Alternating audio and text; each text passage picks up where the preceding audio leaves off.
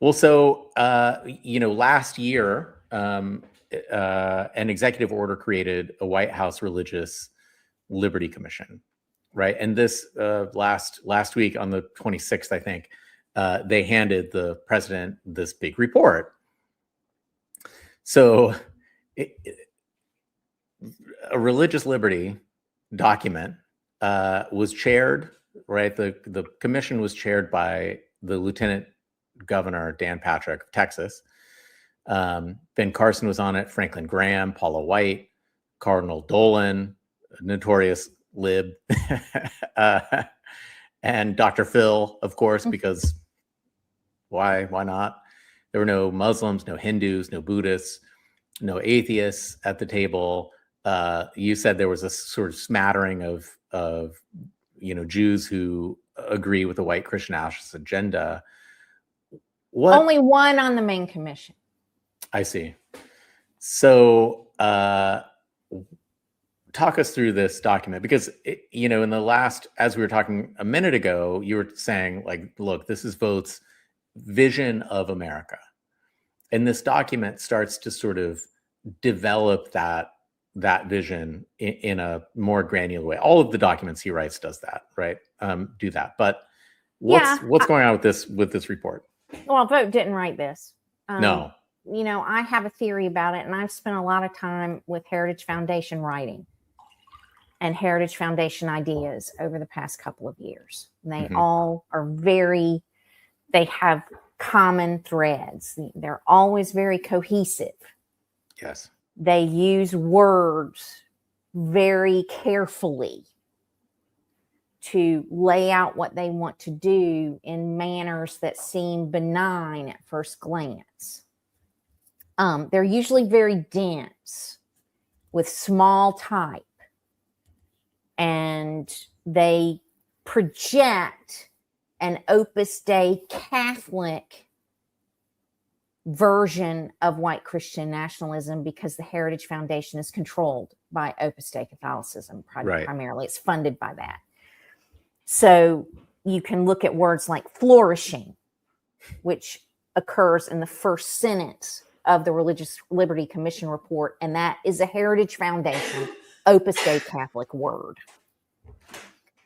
And so, that for me, it looked to me like the Heritage Foundation put this thing together, some rough version of it, and then gave it to this committee and said, this is what we want you to find.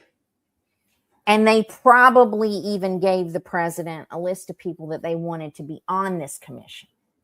Right. And they did not want people like Paula White Cain and Dr. Phil and Franklin Graham. And, but because the president won't be told what to do, it ended up being a bigger hodgepodge of white Christian nationalism than the Heritage Foundation wanted or could control. I mean, the only, Ryan Anderson, which I left out of my summary, and we talked about him before when we talked about the Phoenix Declaration, because he did a whole big presentation on that. So he's also Catholic. I believe Allison Ho is Catholic, but we could not confirm that. So I didn't say that. But there are quite a few Catholics, in my view, on this committee. And that would have been the skew that the Heritage Foundation wanted.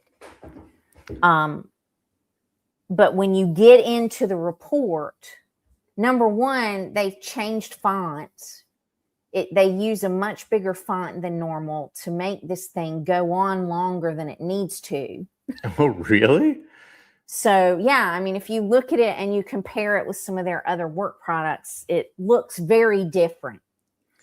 Andra, I'm like so in awe of your eye for detail, by the way. You're like, oh, this is an interesting font for this white Christian nationalist organization. Well, I love this so much. They have like you have the eye, the nose for this. Well, I spent a lot of time with their stuff, and I was just like, this started out as Heritage, and it turned into something else. Right. Because every person on this committee is a narcissist, prima donna, spotlight hogging, power hungry person. Except Dr. Phil, he's perfect. and many of them hate each other and believe that the other ones are going to hell. I mean, I can't imagine. I would have loved to be in that room or in these meetings. Every time Paula White Cain opened her mouth, I can imagine both of those Catholic priests and probably the Orthodox Jewish rabbi and probably Franklin Graham, several of them just absolutely, utterly having their heads blow off on fire from having to listen to a woman talk and tell them what she thought about anything to do with the Bible. All of those men hate her because they hate that she's a pastor. They don't think she should be. They hate that she has the president's ear. They hate that she has the position she does. Most of them probably hate Dr. Phil, who the president put on there. That was not a Heritage Foundation pick because, Dr. Phil's all shucks and people like him and he has a presence and he's got this following and, a lot of them don't have that. And so when you start breaking down, and Dan Patrick, I will never see him again without seeing him in the Oval Office behind the president with his stabby finger saying, separation of church and state is not in the Constitution. It's not there. I mean, that's what he did. Just his angry, stabby little finger. He's such an angry, miserable little man. Well, look, I think that's a great spot to ask. What does this commission recommend? Because it really deals with, it tackles that idea of separation of church and state, but you say it flips it on its back. How so? White Christian nationalism has always done that. I mean, when I was in elementary school, I was taught that the founders meant for the separation of church and state to protect the church from the state, and that government shouldn't have anything to do with religion.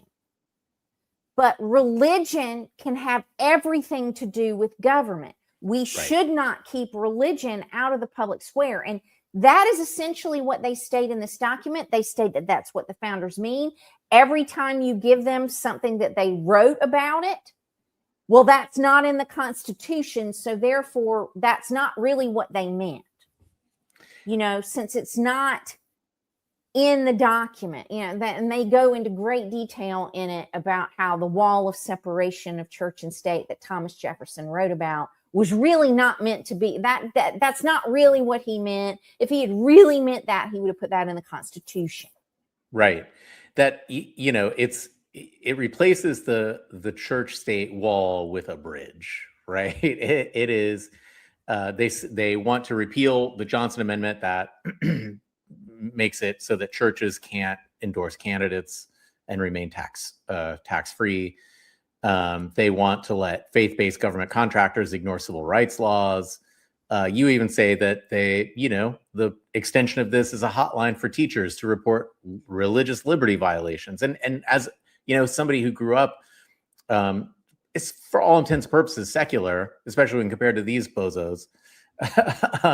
I was always taught that the separation of church and state meant that nobody could tell me what religion I have to be, right? So that is the point of all of this. We all get to be free to choose how to believe or what to have faith in or what to not have faith in and all of that. But this turns that on its back.